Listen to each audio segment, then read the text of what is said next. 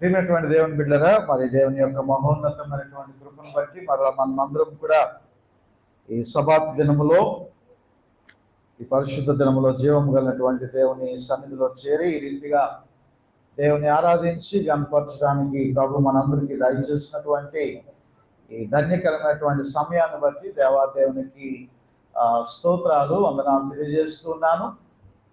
అలాగే ఇప్పుడు వచ్చినటువంటి మీ అందరికీ కూడా ప్రభు పేరిట వందనాలు తెలియజేస్తూ ఉన్నాను. అందరికీ వందనాలు. మీ పక్కనటువంటి వారిని కూడా పలకరించండి ఒకసారి. Jesus loves you. యేసయ్యను ప్రేమిస్తున్నారు. హల్లెలూయా. ఆరాధకులు మనం, ప్రేక్షకులము కాదు. కాబట్టి ప్రియమైనటువంటి దేవుని బిడ్డరా, తండ్రి ఇంట్లో ఉన్నప్పుడు సంతోషమే. పాట పాడినట్టుగా పాట ఉన్నట్టుగా మరి మనము కూడా దేవుని సన్నిధిలో మనము ఆరాధించేటువంటి వారముగా, దేవుని గణపరిచేటువంటి వారముగా మనం ఉండాలి. ప్రియమైనటువంటి దేవుని బిడ్డరా, మరి కొద్ది నిమిషాలు దేవుని వాక్యాన్ని మనం ధ్యానం చేసుకుందాం.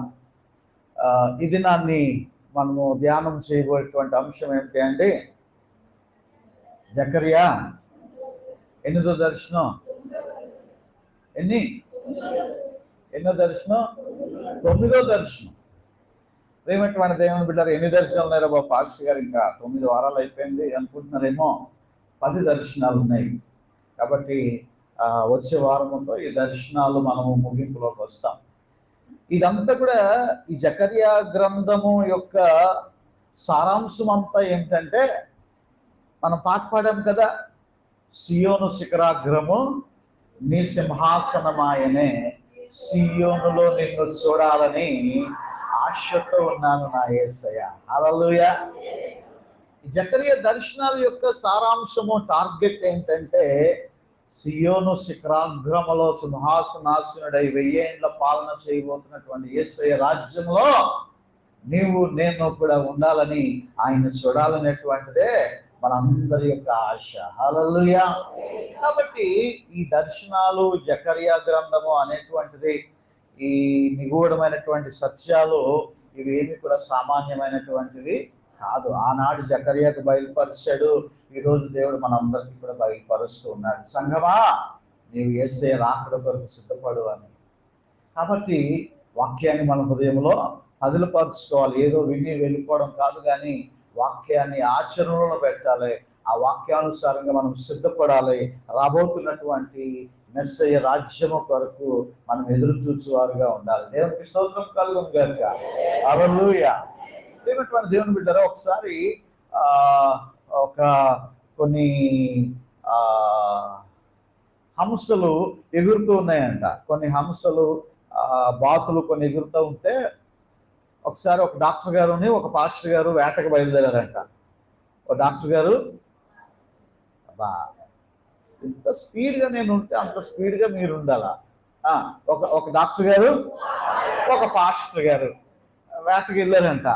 వేటకి వెళ్ళి వారికి ఉన్నటువంటి తుపాకీతో వేట, ఆ బాతుల్ని, హంసల్ని షూట్ చేస్తూ ఉన్నారంట. షూట్ చేస్తూ ఉంటే సడన్ గా ఒక బాతుకి తగిలిందంట. ఆ బాతు వెంటనే అక్కడ పడిపోయిందంట. పడిపోయి అక్కడ చనిపోతే, ఈలోగా ఇద్దరు కూడా ఒకసారి వెళ్ళారంట. ఇద్దరు కూడా ఒకసారి వెళ్ళి, ఇది ఎవరు చంపారు? పాస్టర్ గారు చంపారా, లేకపోతే ఎవరు? డాక్టర్ గారు చంపారు. చెప్పండి, ఓరుతారండి. డాక్టర్ గారు చంపారు, పాస్టర్ గారు చంపారు అని అనుకుంటే, ఇక ఇద్దరు కూడా ఒకసారి వదిలేరేమో గన్ను. ఎవరు చంపారో అర్థం కావట్లేదు. ఇది నాదంటే నాది అనుకుంటున్నాను పాస్టర్ గారు, డాక్టర్ గారు కూడా.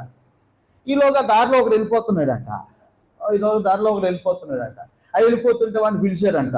వీళ్ళిద్దరూ కలిసి అతను పిలిచారంట. పిలిచి, ఇది ఎవరు చంపారో మేము తర్జన పడతా ఉన్నాం, ఇది మాకు అర్థం కావట్లేదు, ఎవరు చంపారో ఒకసారి క్లియర్ కట్ గా మీరు చెప్పండి అని చెప్పినప్పుడు, ప్రియమైనటువంటి దేవుని బిడ్డలారా, ఆ వ్యక్తి జాగ్రత్తగా చూసాడంట. జాగ్రత్తగా చూసి ఈ తాలూకా గురి అంతా కూడా,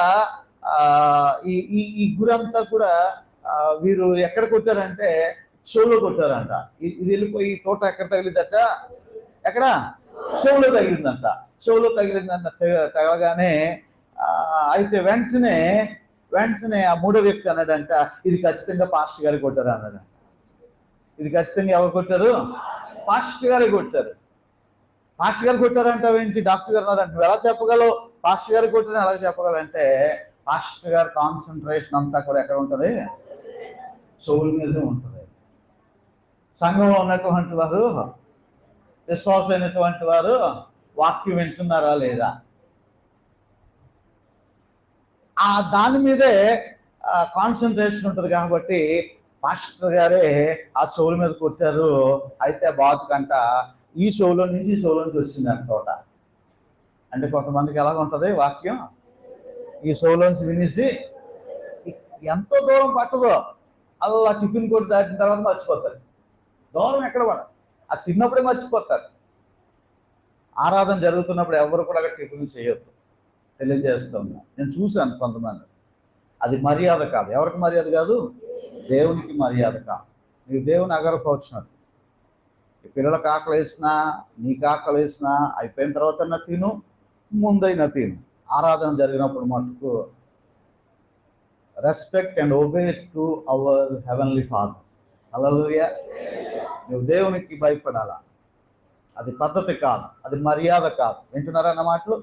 ప్రియమైనటువంటి దేవుని బిడ్డలారా, కాబట్టి మనము దేవుని వాక్యాన్ని మనము ఈ చెవులోంచి విని ఈ చెవులోంచి వదిలేటువంటి వారుగా మనం ఉండకూడదు. మనము దేవుని వాక్యాన్ని హృదయం అనేటువంటి పలకల మీద పదిలపరచుకోవాలి. హల్లెలూయా. 9వ దర్శనాన్ని మనం చూద్దాం. జకరియా గ్రంథము. బైబిల్ తెచ్చిన వారందరూ కూడా తెరవండి. గుడ్డు పగిలితేనే ఆశీర్వాదం కదా, గుడ్డులా ఉండిపోతే ఏ ఆశీర్వాదం లేదు. కాబట్టి బైబిల్ తెరిస్తేనే నీకు ఆశీర్వాదం. జకరియా గ్రంథము 9వ అధ్యాయం, 5వ అధ్యాయం చూడండి. జకరియా గ్రంథం 5వ అధ్యాయము 5వ వచనము నుండి 11వ వచనం వరకు ఉన్నటువంటి లేఖన భాగంలో ఈ యొక్క వచనాలలో 9వ దర్శనం మనకి కనబడుతూ ఉంది. అప్పుడు నాతో మాట్లాడుచున్నటువంటి దూత బయలు వెళ్ళి, నీవు నిదానించి చూచి యువతలకి వచ్చినదేమిటో కనిపెట్టమని చెప్పగా, ఇదేమిటి అని నేను అడిగితిని. అందుకతడు, ఇది కొల, ఇది బయలు వెళ్ళు తూము అనెను. మరియు లోకమంతటను జనులు ఇలాగూ కనబడదురని చెప్పాను. అప్పుడు సీసపు బిళ్ళను తీయగా కొలతూములో కూర్చున్న యొక్క స్త్రీ కనబడను. అప్పుడు అతడు, ఇది దోషమూర్తి అని నాతో చెప్పి తూములో దాన్ని పడవేసి సీసపు బిళ్ళను తూము మీద ఉంచెను. నేను మరలా తేరి చూడగా 2 స్త్రీలు బయలుదేరి, శంకుబుడి కొంగ రెక్కల వంటి రెక్కలు వారికి ఉండెను. గాలి వారి రెక్కలను ఆడించుచుండెను. వారు వచ్చి తూమును భూమి ఆకాశముల మధ్యకు ఎత్తి దానిని మోసిరి. వీరు ఈ తూమును ఎక్కడికి తీసుకొని పోవుదురని నాతో మాట్లాడుచున్న దూతని అడగగా, సినారు దేశమందు దానికి ఒక సాలను కట్టుటకు వారు పోవచ్చు ఉన్నారు. అది సిద్ధమైనప్పుడు అక్కడ దానిని పీఠము నుండి పీఠము మీద పెట్టి ఉంచుదురని అతడు నాకు ఉత్తరం ఇచ్చెను. ప్రియమైనటువంటి దేవుని బిడ్డలారా, ఈ వాక్యాన్ని మనం జాగ్రత్తగా వింటే, జాగ్రత్తగా మనము ధ్యానము చేస్తే, జకర్యాకి ఒక దర్శనము కనబడుతూ ఉన్నది. ఏంటి ఆ దర్శనం అంటే, ఇదిగో ఇది కొల బయలు వెళ్ళు తూము, మరియు లోకమంతటను జనులు ఇలాగూ కనబడుదురని చెప్పాను. ప్రియమైనటువంటి దేవుని బిడ్డరా, ఈ మధ్యకాలంలో మనం చాలా వింటూ ఉన్నాం. ఏలియన్స్ అని, అంటే గ్రహాంతర వాసులు కనబడ్డారని, అలాగే ఈ కొన్ని ఫ్లయింగ్ సాసర్స్ కనబడ్డాయని, వేరే గ్రహాల్లో ఉన్నటువంటి వారు కనబడ్డారు అనేటువంటి విషయాన్ని మనం ఒక్కొక్కసారి మనం వింటూ ఉంటాం.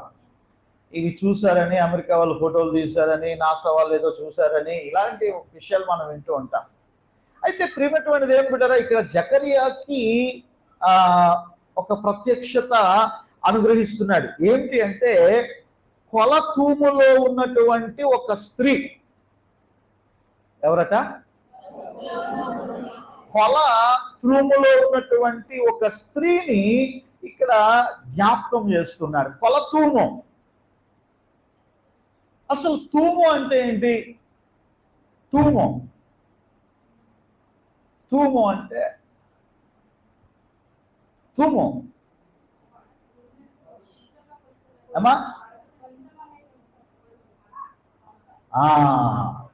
ఒక కొల, అది ఒక పరిమాణం. అది 4 కొంచాలు కలిస్తే ఒక తూము. 4 కొంచాలు కలిస్తే ఒక తూము. మనకి ఎంతసేపు మేసేయడమే తప్ప మనకి ఏం తెలియదు కదా. రైతు కొలిసి మనం పంపించేస్తూ ఉంటే మనం జాగ్రత్తగా అక్కడ ఇక్కడ పడిపోయి ఫాస్ట్ ఫుడ్స్, ఆ ఫుడ్స్, ఈ ఫుడ్స్ పట్టుకుని తినేయడమే. ప్రియమైనటువంటి దేవుని బిడ్డరా, అందుకే గంపెడు బియ్యం అంటారు, గంపెడు పిండి అంటారు, ఇక గంపెడు పిల్లలను కూడా అంటారు కదా. దాని అర్థం ఏమిటి అంటే గంపెడు. కొలతూము అంటే గంపెడు అనేటువంటి మాటకి ఇది సాదృశ్యముగా ఉంది.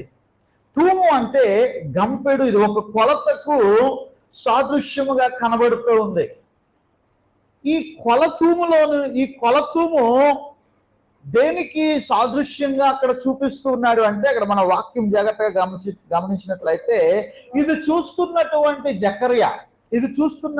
జకర్యా జాగ్రత్తగా అడుగుతున్నాడు, ఇదేమిటి అని నేను అడిగితిని. అందుకు అతడు, ఇది కొల, ఇది బయలువేళ్ళు తూము, మరియు లోకమంతటిలో జనులు ఇలాగూ కనబడుదురని చెప్పెను.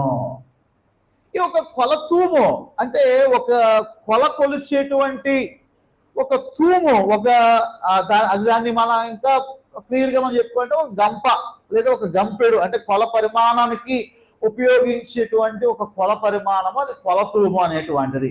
అయితే ప్రియమైనటువంటి దేవుని బిడ్డరా,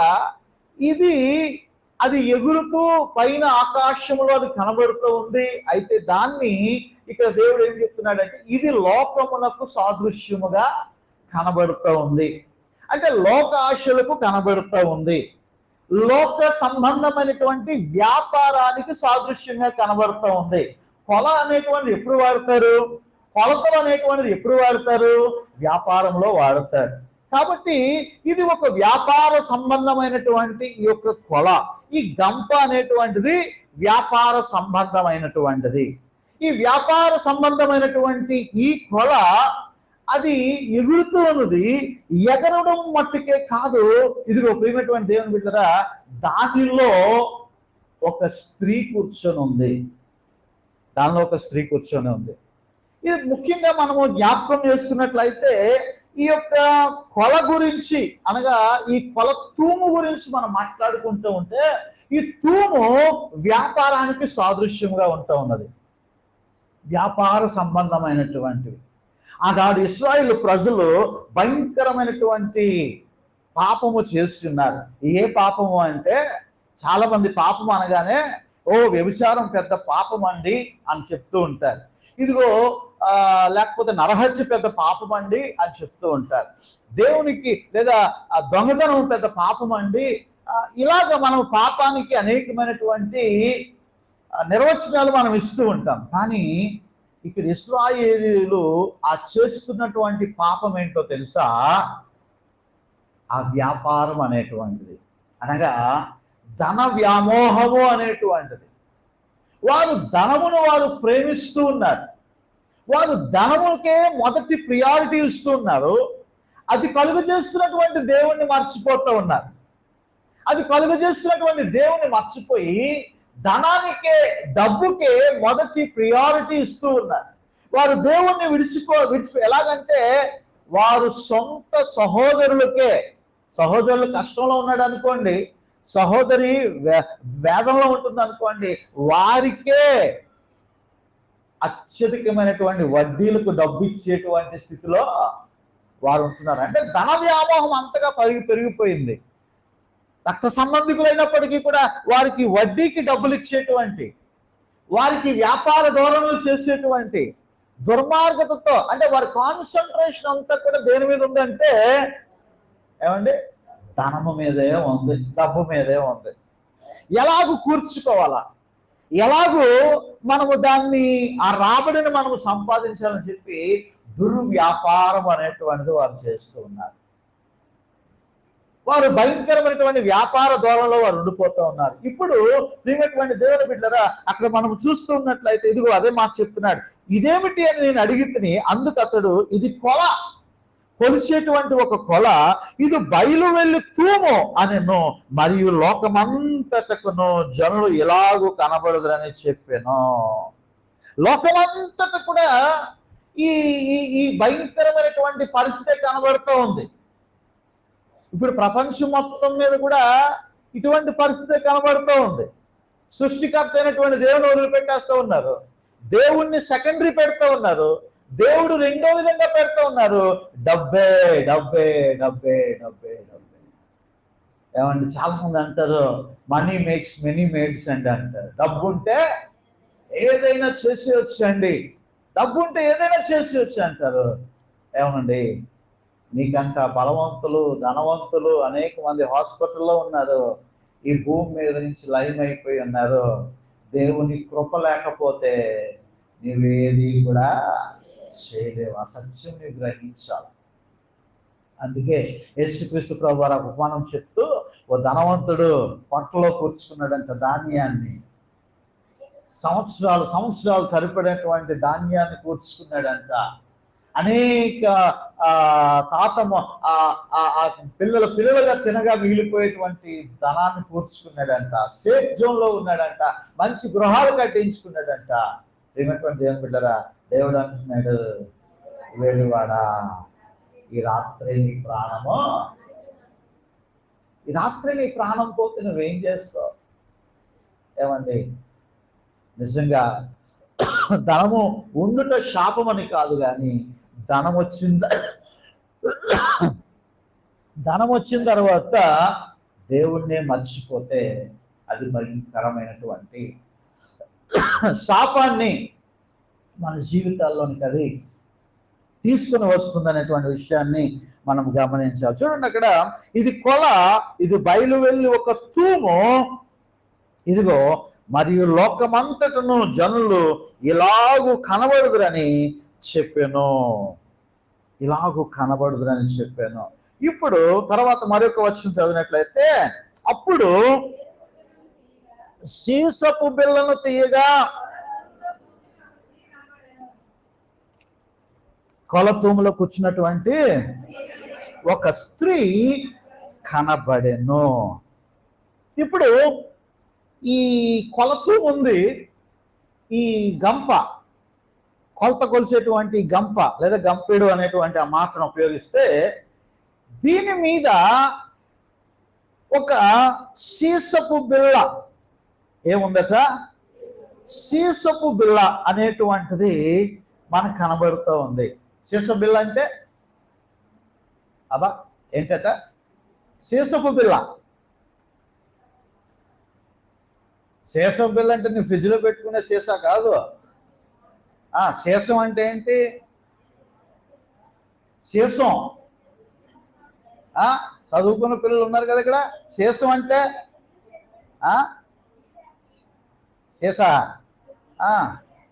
తెలిస్తేనే చెప్పాలి, తెలియకపోతే గప్చుప్గా కూర్చోవాలి. రైట్. ఏదోనో మనకు వచ్చింది చెప్పకూడదు. ఏంటంటే పిల్లలు, ఎవరి పిల్లలు ఫిజిక్స్లో వాటిల్లో నేను నా కొడుకుని అడిగాను, సీసం అంటే అంటే అది చెప్పాడు కరెక్ట్గానే. సీసం అంటే ఇది వన్ ఆఫ్ ద మెటల్, అది ఒక ఖనిజం, అది ఇనుము లాంటి ఒక బరువైనటువంటి ఖనిజం, అది మెటల్, అది. అందుకని సీసం అనగానే సీసా కాదు, దగ్గుమందు తాగే సీసా, ఫ్రిడ్జ్లో నీళ్లు పెట్టుకునే సీసా, తేనేసుకునే సీసా, మందు బాబులు తాగే సీసా, అది కాదు. సీసా అది కాదు. సీసం అంటే దట్ ఈస్ ద మెటల్, అది ఒక ఖనిజం, అది బరువైనటువంటి ఖనిజం. ఈ కనీసము ఆ కొలతూము మీద పెట్టబడి ఉన్నది, అక్కడ రాయబడి ఉన్నది సీసపు బిళ్ళ. అంటే ఆ యొక్క సీసం అనేటువంటిది ఒక బిళ్ళ వలె, అంటే ఒక మూత వలె దాని మీద పెట్టబడి ఉన్నది. అయితే ఇప్పుడు అది తీయగా, అర్థమైందా మీకు? కొలతూము గంపెడు ఉన్నది, దాని మీద ఏముంది? సీసపు బిళ్ళ ఉంది. ఈ సీసపు బిళ్ళను తీయగా లోపల ఏం కనబడతా ఉంది? ఒక స్త్రీ కనబడతా ఉంది. ఒక స్త్రీ కనబడతా. ఈ వ్యాపారము అనేటువంటిది, ఈ భయంకరమైనటువంటి దుష్టత్వము అనేటువంటిది, ఇశ్రాయేలు జీవము కలిగినటువంటి దేవుని విడిచిపెట్టి ఎంతసేపు కూడా ధనమే ధనమే ధనమే, దీని గురించే వారు ప్రియారిటీ ఇస్తున్నారు. ఇదిగో ఇప్పుడు ఆ తూములో, ఆ గంపెళ్ళలో ఉన్నటువంటి ఆ యొక్క స్త్రీ పైన సీసపు బిళ్ళ అనేటువంటిది మూత వేయబడి ఉన్నది. ఇప్పుడు ఆ మూత తీయగా ఆ స్త్రీ కనబడుతూ ఉన్నది. ప్రియమైనటువంటి దేవుని బిడ్డరా, ఈ స్త్రీ ఎవరు అని అడుగుతూ ఉంటే, అప్పుడతడు మాతృమూర్తి అని నాతో చెప్పి, ఏం చెప్పింది? మాతృమూర్తి అని చెప్పిందా? ఏ మూర్తి అట? దోషమూర్తి. ఏమంటే మాతృమూర్తి అంటే అమ్మ కదా, మాతృమూర్తి కాదు ఇక్కడ. ఏ మూర్తి? దోషమూర్తి. అంటే దోషములను చేయించి ఇశ్రాయేలు ప్రజల్ని విగ్రహారాధన, కాముకత్వము, భయంకరమైనటువంటి పాపములలోనికి నెట్టివేసేటువంటి ఆ యొక్క స్త్రీ, ఆ స్త్రీకి మరొక పేరు మహా బబులోను అనబడుతున్నటువంటి వేశ్య. ప్రియమైనటువంటి దేవుని బిడ్డలారా, ఇదిగో ఆ కొలతూములో ఆ స్త్రీ అందులో ఉంది. ఆ సీసపు బిళ్ళ, ఆ మెటల్తో కప్పబడినటువంటి ఆ బిళ్ళతో ముయ్యబడినటువంటి అది తీయగానే ఆ కొలతూములో ఎవరు కనబడుతున్నారు? ఈ స్త్రీ కనబడుతూ ఉన్నారు. చాలా పర్యాయాలు పరిశుద్ధ గ్రంథంలో స్త్రీలు కోప్పడమాకండే, స్త్రీని పాపానికి పోల్చబడింది. మత్తయి సువార్త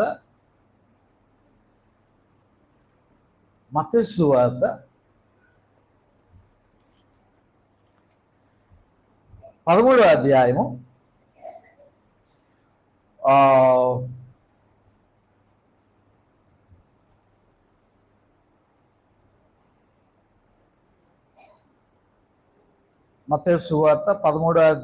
33వ వచనం ఒకసారి చదవండి. ఆయన మరి ఒక ఉపమానం అది చెప్పాను. పరలోక రాజ్యము ఒక స్త్రీ తీసుకొని పిండి అంతయు పులిసి పొంగు వరకు 3 కొంచెముల పిండిలో దాచిపెట్టిన పొల్లని పిండిని పోలి ఉన్నది. ఒక స్త్రీ ఏం చేసిందంట? పొల్లని పిండి 3 కొంచాలు దాంట్లో పెట్టేసిందంట. పరగానే ఏమవుతుంది? మొత్తం పిండి అంతా పులిసిపోతుంది. ఈరోజు కూడా చాలా మంది కుటుంబాల్లో స్త్రీలే రింగ్ మాస్టర్లో కదా, వాళ్ళ వల్లనే చాలా గొడవలు వస్తూ ఉంటాయి. ఒక కుటుంబము సమాధానంగా ఉండాలన్నా, ఒక కుటుంబంలో గలిబిలు సృష్టించబడాలన్నా మెయిన్ సూత్రధారి ఎవరు? ఒప్పుకోట్లేదు చూసారా? స్త్రీయే.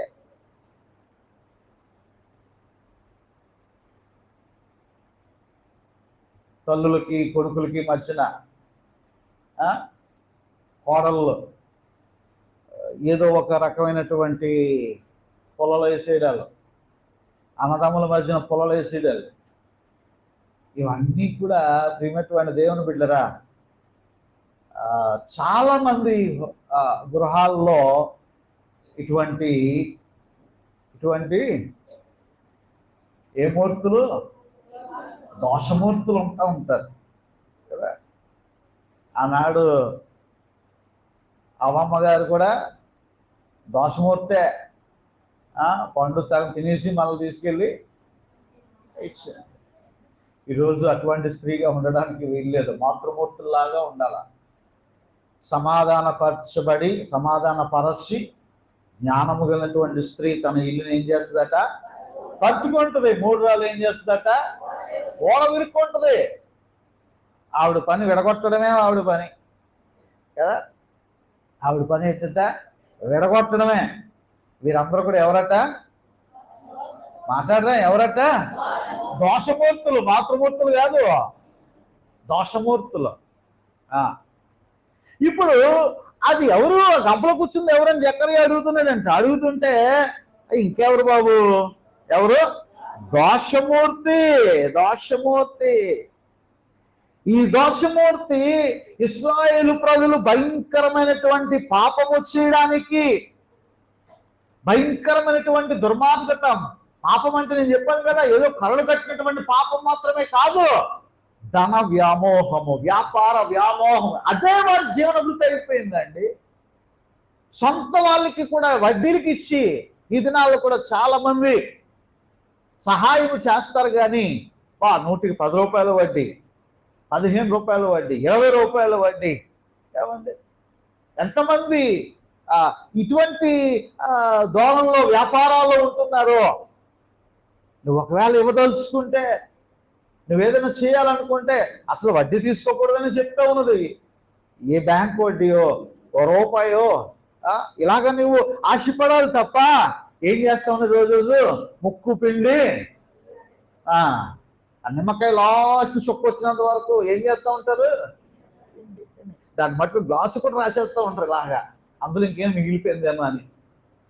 కొంతమంది ప్రేమటువంటి దేవుని బిడ్డరా అటువంటి రీతిలో ఉన్నట్లయితే నువ్వు అటువంటి కార్యాలను విడిచిపెట్టాలా. ఘోరమైనటువంటి వడ్డీ వ్యాపారాలు చేస్తూ ఉంటే అటువంటి రాబడి చిల్లు సంచులో వేసినటువంటి ధనముగానే ఉంటది ప్రేమటువంటి దేవుని బిడ్డరా. హల్లెలూయా. కాబట్టి నువ్వు దేవునికి భయపడాలా. ఎంతసేపు ధన వ్యామోహమే, వ్యాపార వ్యామోహమే. ఈ కొలతూము ఇది లోకము, లోకాశులకు సాదృశ్యంగా ఉంది. ఆ లోపల ఉన్నటువంటి స్త్రీ ఆ భయంకరమైనటువంటి పాపమును ప్రేరేపించేటువంటి స్త్రీగా మనకు కనబడుతూ ఉంది. ప్రకటన గ్రంథం ఒకసారి చూడండి. ప్రకటన గ్రంథము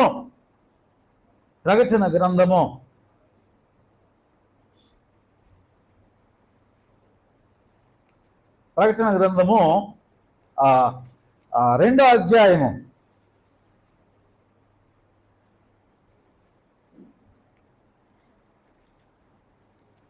1 నిమిషం.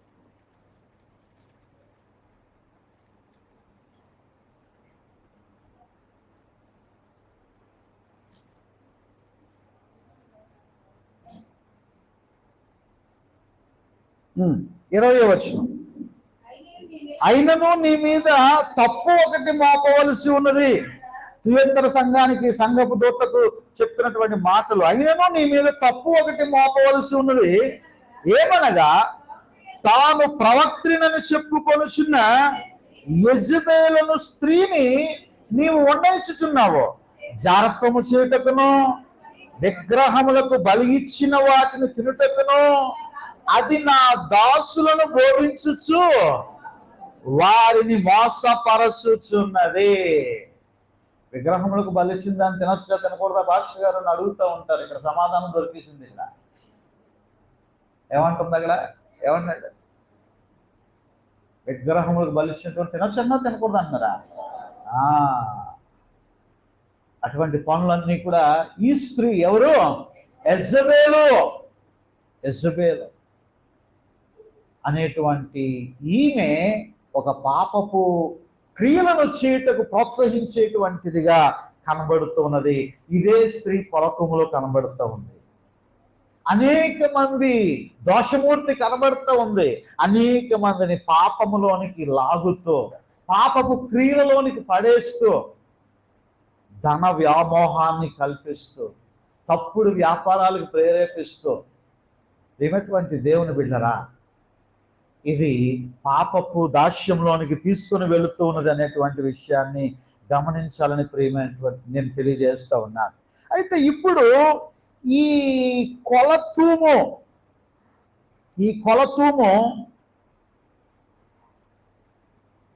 స్త్రీ ఉంది. ఆ స్త్రీ పైన ఏముందట? ఏముంది? సీసపు బిళ్ళ. అది బరువైనటువంటి సీసపు బిళ్ళగా అది కనబడుతూ ఉంది ప్రియమైనటువంటి దేవుని బిళ్ళ. సీసము అనేటువంటిది, సీసపు బిళ్ళ అనేటువంటిది అది తేలికైనటువంటిది కాదు. చాలా బరువైనటువంటి సీసపు బిళ్ళ తూము మీద ఉంచెను, అనగా దేవుని యొక్క శక్తికి సాదృశ్యంగా ఉంది. హల్లెలూయా. కొలతూములో ఉన్నటువంటి స్త్రీని దేవుని శక్తి అనేటువంటిది అణిచివేస్తుంది అనేటువంటి విషయాన్ని మనము గమనించాలి. ఈ మహాబబులోను అనేటువంటి వేశ్య, ఈ వ్యాపారము, ధన వ్యాపారము, వీటన్నిటిలో నుండి మెస్సయ్య యొక్క 1000 ఏండ్ల పాలనకి ముందు పాలస్తీనాను ఏం చేస్తాడో తెలుసా? శుద్ధి చేస్తాడు. ఈ పాలస్తీనాని అనగా యెరూషలేము పట్టణాన్ని, యెరూషలేము ప్రాంతాన్ని దేవుడు శుద్ధి చేస్తాడు. ఈ కొలతూములో ఈ స్త్రీ వ్యాపారం చేసేటువంటి, పాపము క్రియలను ప్రోత్సహించేటువంటి ఈ స్త్రీ ఆ పైన సీసపు బిళ్ళ పెట్టడం ద్వారా అది అణచివేయబడి దేవుని శక్తి ద్వారా అణచివేయబడుతుంది. అలాగూ అణచివేయబడిన తర్వాత మెస్సయ్య యొక్క 1000 ఏండ్ల పాలన రాబోతా ఉంది. పాలస్తీనా, యూదా ప్రాంతము, ఇశ్రాయేలు పట్టణం, ఇదంతా కూడా దేవుడు శుద్ధి చేయబోతూ ఉన్నాడు.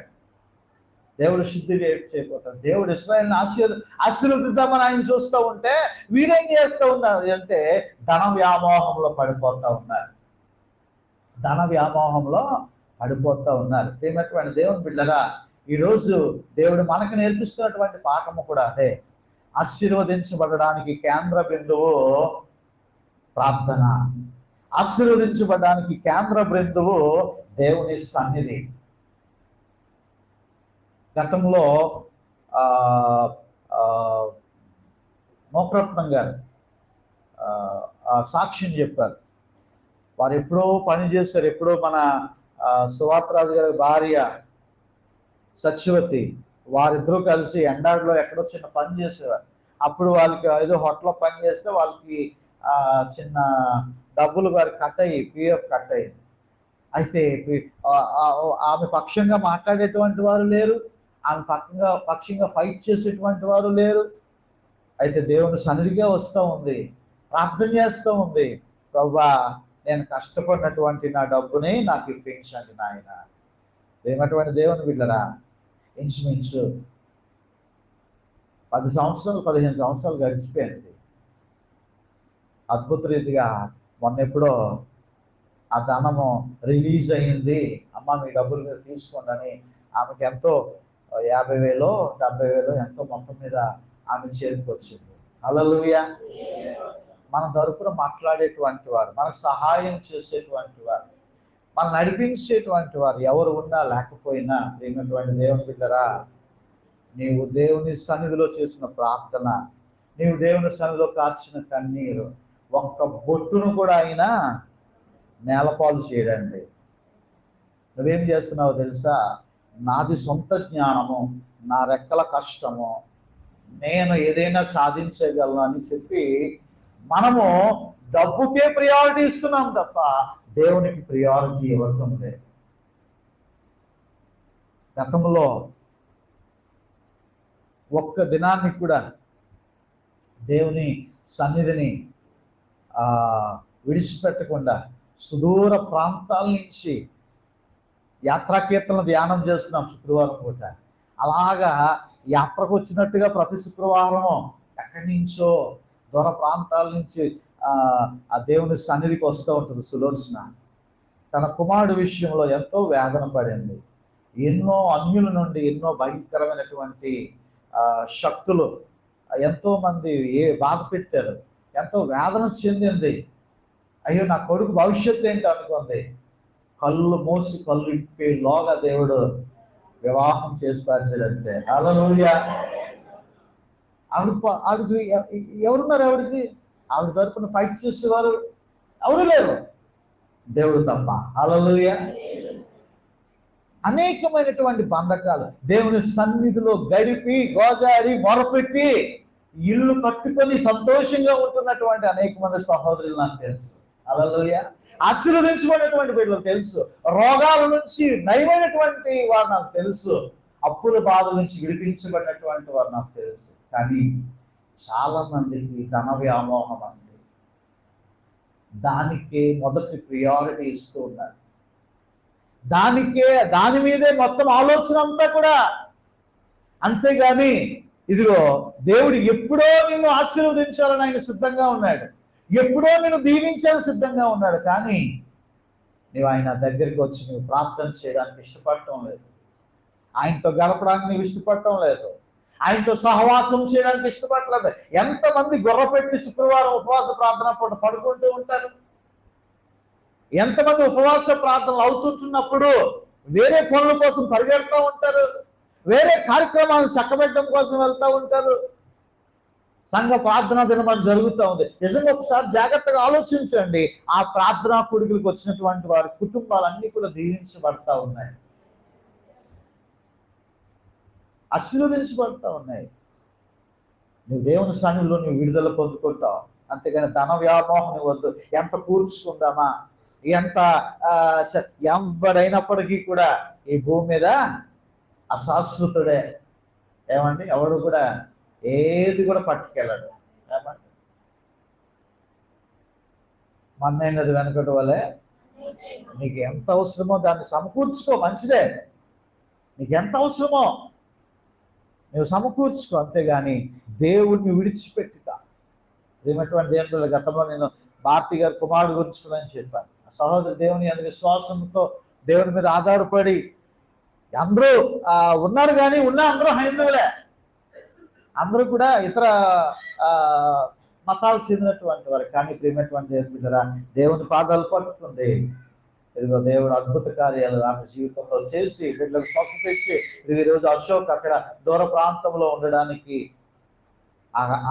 అది కూడా ఒక గొప్ప సాక్ష్యమే. చెప్పుకుంటా పోతే చాలా సమయం అవుతుంది. కానీ ఇలాగూ నీవు మొదట దేవునికి ప్రియారిటీ ఇవ్వాలి. దేవుని కొరకు దేవుని సన్నిధిపై ప్రియారిటీ ఇస్తే వారి జీవితాలు ఆశీర్వాదకరంగా ఉంటాయి. ఈ కొలతూములో ఉన్నటువంటి ఈ స్త్రీ ఇశ్రాయేలు ప్రజలందరినీ కూడా వ్యాపారము మొగ్గులోనికి తీసుకుని వెళ్తూ ఉంది. తప్పుడు వ్యాపారాలు, ధన వ్యామోహము, తప్పుడు వడ్డీ వ్యాపారాలు, ఏమండి, ఇటువంటి వాటి మీద ఆధారపడుతున్నది. అది మహాబబులోన్ అనబడుతున్నటువంటి వేశ్య. అయితే ప్రియమైనటువంటి దేవుని బిడ్డలారా, ఆనాడు కూడా ధనాశ వ్యామోహం ఎక్కువైపోతే మోషే లాంటి వారు, నెహమ్యా లాంటి వారు, ఎజ్రా లాంటి వారు, ముఖ్యంగా మలాకీ లాంటి ప్రవక్త గద్దించాడు వాళ్ళని, ఇశ్రాయేల్ ప్రజల్ని గద్దించాడు. మలాకీ అయితే డైరెక్ట్ గా మీరు దేవుని యొక్క దొంగలిస్తూ ఉన్నారంటాడు. మలాకీ కనుక మీరు దేవుని దగ్గర మీరు దొంగతనం చేస్తూ ఉన్నారు, దేవుని మీరు దోచుకుంటున్నారు. అందుకే మీ పంటల్ని తెగుళ్ళు, మీ పంటల్ని పస పురుగులు, మీ పంటల్ని అనేకమైనటువంటివి తినేస్తూ ఉన్నాయి. కారణం అదే. లేనటువంటి దేవుని బిడ్డరా, అయినను వారు వినిపించుకోలేదు. ఆ తర్వాత దేవుడు అందుకే శత్రువుల చేతికి అప్పచెప్పేశాడు. 70 సంవత్సరాలు వారు ఎక్కడికి వెళ్ళిపోయారు? బబులోను చెరలోకి వారు వెళ్ళిపోయారు. జయము లేదు, విజయం లేదు, ఆనందం లేదు, సంతోషం లేదు, బానిస బ్రతుకులు వారు బతికారు. ఎందుకో తెలుసా? దేవుణ్ణి విడిచి ధన వ్యామోహంతో వారు ఉండడం బట్టి. ప్రేమటువంటి దేవుని బిడ్డలారా, అటువంటి వ్యామోహాలతో మనం ఉండడానికి వీలు లేదు. అయితే ఈ యొక్క సీసపు బిల్ల దాని మీద ఉంచబడింది. అనగా అది దేవుని యొక్క శక్తి దాన్ని అణచివేస్తూ ఉంది. ఇక్కడ మరొక విషయం కనబడుతుంది. నేను మరలా తేరి చూడగా ఈ ఇద్దరు స్త్రీలు బయలుదేరారు. శంకుబుడి కొంగ రెక్కల వంటి రెక్కలు వారికి ఉండెను. ఆ గాలి వారి రెక్కలను ఆడించుచుండెను. వారు తమ తూమును వారు వచ్చి తూమును భూమి ఆకాశముల మధ్యకు ఎత్తి దాన్ని మోసిరి. వీరు ఈ తూమును ఎక్కడికి తీసుకొని పోదురని నాతో మాట్లాడుచున్న దూతను నేను అడుగగా, సీనారు దేశమందు దానికి ఒక సాలను కట్టుకు వారు పోవుచున్నారు. ఇప్పుడు రెండు దూతలు కనబడుతూ ఉన్నాయి ఇక్కడ. ప్రియమైనటువంటి దేవుని బిడ్డలారా, శంకుబుడ్డి కొంగ రెక్కల వంటి ఇద్దరు స్త్రీలు కనబడుతూ ఉన్నారు. శంకుబుడ్డి రెక్కలంట, శంకుబుడి కొంగ. ఎవరు ఇద్దరు స్త్రీలు? అమ్మా ఆన్సర్ వచ్చింది అక్కడి నుంచో. ఎవరు? శంకుబుడ్డి అనేటువంటిది ప్రియమైనటువంటి ఏం బిడ్డరా, లేవియా కాండం ప్రకారముగా అది అపవిత్రమైనటువంటి పక్షి. లేవియా కాండంలో కొన్ని అపవిత్రమైనటువంటి పక్షులు ఉంటాయి. అపవిత్రమైనటువంటి పక్షి శంకుబుడి. కాబట్టి ఈ శంకుబుడి కొంగ అనేటువంటిది ఈ యొక్క అపవిత్రమైనటువంటి ఈ స్త్రీ ఎవరైతే అందులో ఉన్నదో ఆ స్త్రీ తాలూకా రిప్రజెంటేటివ్సే. ఇప్పుడు ఈ శంకుబుడ్డి కొంగ రెక్క అంటే శంకుబుడ్డి అనేటువంటిది హేయమైనటువంటి పక్షి. ఇది కొన్ని హేయమైనటువంటి పక్షులు ఉంటాయి. బైబిల్ చదివారని చెప్పి నాకు చాలా మంది ఇచ్చారు. మీ అందరికీ తెలిసే ఉంటుంది. లేవియా కాండంలో కొన్ని ఏవి తినొచ్చో ఏమి తినకూడదో అవన్నీ కూడా క్లియర్గా ఉంటాయి లేవియా కాండంలో. అందులో శంకుబుడ్డి కొంగ దీని రెక్కలు పట్టుకొని ఎగురుతూ తీసుకొని వెళ్తున్నాయి. ఎక్కడికి తీసుకుని వెళ్తున్నాయంట? ఎక్కడికి? మధ్య నుంచి తీసుకొని పోతూ ఎక్కడికి? సినారు దేశం వైపు ప్రయాణం అవుతూ ఉన్నాయి. ఈ సినారు దేశం ఏంటిది? సినారు ఆదికాండంలోనికి వెళ్దండి ఒకసారి. ఆదికాండము 11వ అధ్యాయం. ఆదికాండము ఈ ప్లేస్ మీకు చూపిస్తూ ఉన్నాను. ఏంటట? వారు తూర్పున ప్రయాణమైపోవచ్చుండగా సినారు దేశమందు మైదానము కనబడెను. అక్కడ వారు నివసించి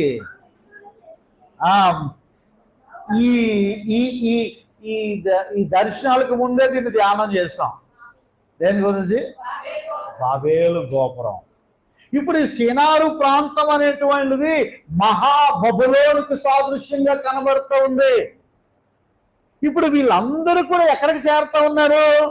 ఒకప్పుడు దేవుని మీద తిరుగుబాటు చేశారే, ఒకప్పుడు దేవుని మీద తిరుగుబాటు చేసి ఒకప్పుడు దేవుని కన్నా హెచ్చైనటువంటి ఉండాలి అని చెప్పి ఆకాశానికే గోపురం కట్టాలని వారు అనుకున్నారే, ఆ సినారు ప్రాంతానికి వెళ్ళిపోతా ఉంది.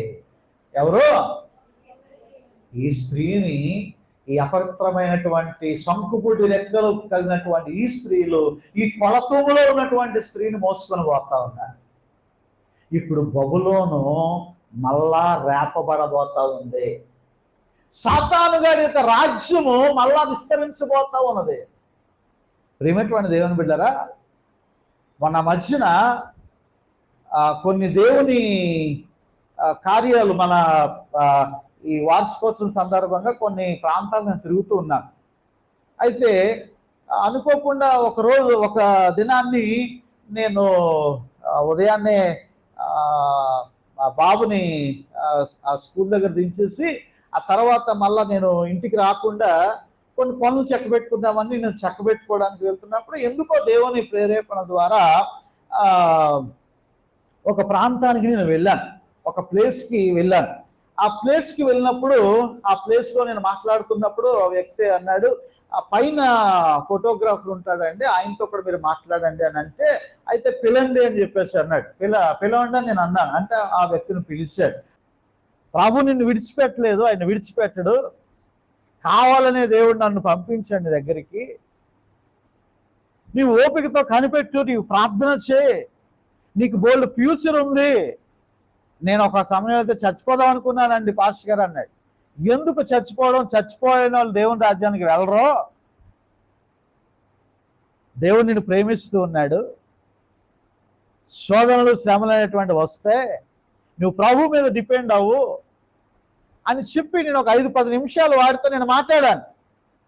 నువ్వు ధైర్యంగా ఉండు అని చెప్పేసి మాట్లాడి, మళ్ళీ నేను కలుస్తాను, నాకు కొద్ది కార్యక్రమాలు ఉన్నాయి, తర్వాత నేను పర్సనల్గా మాట్లాడదాం, నువ్వు ధైర్యంగా ఉండు, ప్రభు ఒకదానికొకటి దేవుడు నీకు ప్రతి సమస్యను కూడా తీర్చేస్తాడని చెప్పేసి నేను వచ్చేసాను.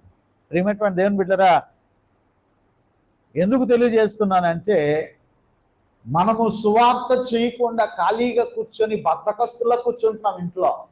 కానీ సాతాను గారు చేయాల్సిన పని చేసేస్తా ఉన్నాడు. విశ్వాసులను కూడా మార్చేస్తా ఉన్నాడు. దేవుని పేరు పెట్టుకున్న వాళ్ళు కూడా మార్చేస్తా ఉన్నాడు. దేవునికి స్తోత్రం. తర్వాత 4వ రోజు వెళ్ళాను, ఏం పెట్టుకోవాలా, వాడి ఫోన్ కాంటాక్ట్లో ఉన్నాను, వదిలిపెట్టేలా. ఫోన్ కాంటాక్ట్లో ఉన్నాను. ఎలా ఉన్నావు సాల్మన్, బాగున్నావా? ప్రియమైనటువంటి దేవుని బిడ్డలారా, ఎంత నీవు దేవుని సువార్తను ప్రకటిస్తున్నావో నీకన్నా సంఘాల కన్నా స్పీడ్గా ఉన్నాడు సాతాను. నీకు తెలుసా విషయం? ఎవరిని రేపాలో వాళ్ళని రేపుతా ఉన్నాడు, ఎవరిని ఎలా పడగొట్టాలో అలా పడగొడతా ఉన్నాడు, తన రాజ్యాన్ని విస్తరించుకుంటూ ఉన్నాడు. కానీ విశ్వాసి చతికిల పడిపోయాడు అంతే. ఎంతసేపు కూడా ధన వ్యామోహమే అంతే. అంత స్పీడ్గా ఉన్నాడు సాతాను. అంత స్పీడ్గా మార్చేస్తూ ఉన్నాడు. సాతాను యొక్క ఉచ్చాట అది, సాతాను యొక్క వల. ఆ వల్ల చాలా మంది పడుతూ ఉన్నారు. ప్రియమైనటువంటి దేవుని బిడ్డలారా, ఎందుకు ఈ మాటలు చెప్తున్నానంటే, ఈ సంకుబుడ్డి కొంగ రెక్కలు కలిగినటువంటి వీరు ఈ కొలతూములో ఉన్నటువంటి ఈ స్త్రీని పట్టుకొని ఎక్కడ పోతా ఉన్నారు? మహాబబులోనికి తీసుకొని పోయి మరలా అక్కడ సాతాను తన రాజ్యాన్ని, యేసుక్రీస్తు ప్రభు వారి యొక్క క్యాపిటల్ ఏదనుకున్నామో, ఎక్కడి నుంచి మెస్సయ్య వస్తాడు, ఎక్కడి నుంచి పరిపాలన చేస్తాడు అనుకున్నామో, యెరూషలేము నుంచి కేంద్ర బిందువుగా పరిపాలన చేస్తాడు అనుకున్నామో, ఇప్పుడు సాతాను కూడా క్యాపిటల్ పెట్టుకుంటున్నాడు. ఎక్కడది? ఒకప్పుడు విరగొట్టబడిందే, దేవుడు తారుమారు చేశాడే, అదే మహాబబులోను మళ్ళా అసామ్రాజ్యంగా చేసుకునబోతూ ఉన్నాడు, విస్తరించబోతా ఉన్నాడు. ఇది వెళ్ళిపోయి అక్కడ పీఠం కట్టి, అక్కడ ఏం రాయబడిందంటే చూడండి, అక్కడ దాని పీఠము మీద పెట్టి ఉంచుదురని అతడు నాకు ఉత్తరం ఇచ్చాను. అక్కడ దాన్ని పీఠం మీద పెడతారు, అక్కడ దాన్ని కేంద్ర బిందువు, అక్కడ నుంచి సాతాను రాజ్య పరిపాలన కూడా చేయబోతా ఉంది. అయితే జయశీలుడు మన యేసయ్య. హల్లెలూయా. మెస్సయ్య రాజ్యం రాబోతా ఉంది, తీర్పు తీర్చబోతా ఉన్నాడు. అప్పుడు ఈ బబులోనికి ఏ గతి పట్టబోతుందో ఒకసారి చూడండి. ఎక్కడికైతే వెళ్ళి తిష్ట వేసి కూర్చుంటుందో ఈ అపవాది అనబడుతున్నటువంటి వాడు. ప్రకటన గ్రంథము 18వ అధ్యాయము చూడండి, 1 నుంచి 5 వచనాలు నేను చదువుతున్నాను, జాగ్రత్తగా వినండి. అటు తరువాత మహా అధికారము గల వేరొక దూత పరలోకము నుండి దిగి వచ్చుట చూచుతిని. అతని మహిమ చేత భూమి ప్రకాశించెను. అతడు గొప్ప స్వరముతో ఆర్భాటించి ఇట్లనెను. గట్టిగానలా సాతాను ఒక్క నిమిషం అదిరిపోవాలన్నమాట. మహాబబులోను కూలిపోయేను, అది దయ్యములకు నివాస స్థలమును, ప్రతి అపవిత్రాత్మకు ఉనికి పట్టును, అపవిత్రమును అసహ్యమైన ప్రతి వ్యక్తికి ఉనికి పట్టును. ఆయన ఏలయనగా సమస్తమైన జనములు మహోద్రోకముతో కూడిన దాని వ్యభిచార మద్యమును త్రాగి పడిపోయి భూరాజులు దానితో వ్యభిచరించి భూలోకమందు వర్తకులు దాని సుఖభోగముల వలన ధనవంతులయ్యి. మరియు ఇంకొక స్వరము పరలోకము నుండి ఇలాగ చెప్పగా వింటనే, నా ప్రజలారా, మీరు దాని పాపములలో పాలివారు కాకుండానట్లును దాని తెగులలో ఏది మీకు ప్రాప్తింపకుండానట్లును దాన్ని విడిచి రండి. దాని పాపములు ఆకాశం అంటుచున్నవి, దాని నేరములు దేవుడు జ్ఞాపకము చేసుకొని ఉన్నాడు. హల్లెలూయా. మహావేశ్య, దాని ద్వారా ధనవంతులైనటువంటి వారు. ఇక్కడ రాయబడి ఉన్నది వ్యభిచరించినటువంటి, అంటే దుర్వ్యాపారం చేసినటువంటి వారు, సరైనటువంటి త్రోవలో కాక వంకర త్రోవలో చేసినటువంటి వారు. దేవుడు అంటున్నాడు, మహాబబులోను కూలిపోయాను. మన యేసయ్య సాతాను తలను చితగొట్టాడు ఆల్రెడీ. మరొకసారి దాన్ని పాతాళంలోనికి పంపించబోతా ఉన్నాడు. హల్లెలూయా. ఇవన్నీ కూడా యేసయ్య 1000 ఏండ్ల పాలనకు ముందు జరగబోతా ఉన్నాయి. అందుకే అంటున్నాడు అక్కడ, ఇదిగో నా ప్రజలారా. ఎవరు నా ప్రజలారా? ఎవరు? నిన్నే, నన్నే. ఏమంటున్నాడు? నా ప్రజలారా, మీరు దాని పాపములలో పాలివారు కాకుండానట్లు దాని తెగులలో ఏది మీకు ప్రాప్తింపకున్నట్లు నన్ను దాన్ని విడిచి రండి. మీరు ఆ వ్యామోహాల్లో చిక్కుకోకండి, ఆ తప్పుడు మార్గాల్లో వ్యాపారాలు చేయకండి, దుర్వ్యాపారాలు చేయకండి. పొరుగింటి భార్యను మీరు కోరుకోకండి, పొరుగింటి లేదా భర్తలను మీరు కోరుకోకండి, దుర్వ్యాపారాలు చేయకండి, తప్పుడు మార్గాల్లో మీరు తిరగకండి, తప్పుడు వడ్డీ వ్యాపారాలు మీరు చేయకండి. ఏమటువంటి దేవుని బిడ్డరా, దేవుడు తన ప్రజల్ని శుద్ధి చేయబోతూ ఉన్నాడు. హల్లెలూయా. ఈరోజు మనము చదువుకున్న లేఖన భాగాన్ని ఒక్కసారి చూసుకొని మన వాక్యాన్ని ముగించుకుందాం. ఫిలిప్పీ పత్రిక 3వ అధ్యాయము, ఫిలిప్పీ పత్రిక 3వ అధ్యాయము 17వ వచనము నుండి చూస్తే, సహోదరులారా, మీరు నన్ను పోలి నడుచుకునుడి, మేము మీకు మాదిరి ఉన్న ప్రకారము నడుచుకుని వారిని గురిపెట్టి చూడండి. అనేకులు క్రీస్తు శిలువకు శత్రువులుగా నడుచుకొనిస్తున్నారు. ఏం చేస్తారంట? క్రీస్తు శిలువకు శత్రువులుగా.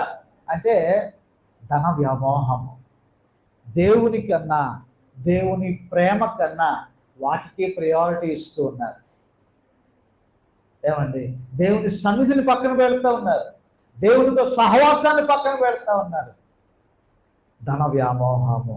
అయితే ఇక్కడ చూడండి, వీరిని గూర్చి మీతో అనేక పర్యాయములు చెప్పి ఇప్పుడును ఏడ్చుచు చెప్పుచున్నాను. అబ్బాయి, ఎంత భారము కలిగినటువంటి దాసులండి. ఏమండి? ఏడ్చుచు చెప్తున్నాడంట, అయ్యో మీ దారులు మార్చుకోండి, మీ పద్ధతులు మార్చుకోండి. ధనానికి దేవునికి పొత్తు లేదు. తర్వాత నాశనమే వారి అంతము, వారు పడిపోయే వారికి దేవుడు, వారు తాము సిగ్గుపడవలసిన సంగతులు ఎందుకు అతిశయపడుతున్నారు, భూ సంబంధమైన వాటి అందే.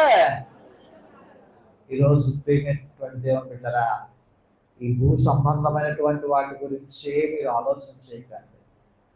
విశ్వాసి కన్నులు పైకెత్తబడాల. ఏమండి? కిందకి చూస్తూ ఉంటుంది. ఏంటిది? ఏంటది? పంది. ఏమండి? ఏం చేస్తాట? కిందకేది వస్తుందట. మనం పైన వాటినే బ్రతకాలి. పరలోక రాజ్య సంబంధముగా మనం ఉండాలి, దేవుని వారసులముగా మనం ఉండాలి. మన పౌరస్థితి పరలోకమందు ఉన్నది. కాబట్టి భయంకరమైనటువంటి ఈ కార్యాలు జరగబోతా ఉన్నాయి. జరుగుతాయా జరగవా? మొదటి పేతురు పత్రిక నుంచి నేను చూపించాను. ఇది మనుష్యుల యొక్క కల్పితమో, వారి యొక్క ఓహో, వారు ఏదో రాయాలి కదనో రాయలే. యేసుక్రీస్తు ప్రభు వారి గురించి ప్రవచనాలన్నీ కూడా నెరవేరాయి. ఇవెందుకు నెరవేరవు కదా? కాబట్టి మనం సిద్ధపడదాం. దేవుని కన్నా ఎక్కువ మనకి ఏది కూడా కాదు. ధనాశ, ఏమంటే నీకు ధనం అవసరమే, నీకు ఎంత అవసరమో అంతేగాని దాని గురించి తప్పుడు వ్యాపారాలు, తప్పుడు క్రియలు, తప్పుడు దారిలో సంపాదించడము, ఇది దేవునికి ఇష్టమైనటువంటిది కాదు. ప్రార్థన చేసుకుందాం. తలలో వంచి కళ్ళు మూసుకొని అందరం కూడా లేచిన కూడా ఒకసారి, దేవా తండ్రి, సియోను శిఖరాగ్రములో నిన్ను చూడడానికి, సియోనులో నిన్ను చేరటానికి, అయ్యా నీ రాజ్యంలో ఉంచడానికి తండ్రి నాయన నీవు మమ్మల్ని ఎంతో శుద్ధి చేస్తున్నావు. నీ వాక్యముతో ఉదక స్నానం చేస్తున్నావు నాయన. అయ్యా తండ్రి, ఇదిగో నాయన ఇంకా లోకాశల్లో పడిపోయి, ధనాశలో పడిపోయి, సంపాదనలో పడిపోయి, అయ్యో ప్రభువా నీ సన్నిధికి దూరస్తులుగా ఉంటున్నాను. నీకు మొరపెట్టవలసినటువంటి సమయంలో ధనము కొరకు నేను కష్టపడుతూ ఉన్నాను. నీకు ప్రార్థన చేయాల్సినటువంటి సమయంలో ధనము కొరకు పరిగెడుతూ ప్రభువా సంపాదనలో నేను మునిగిపోతున్నాను ప్రభువా. అయ్యా నీ వాక్యానికి దూరంగా ఉంటున్నాను, నీ సన్నిధికి దూరంగా ఉంటున్నాను.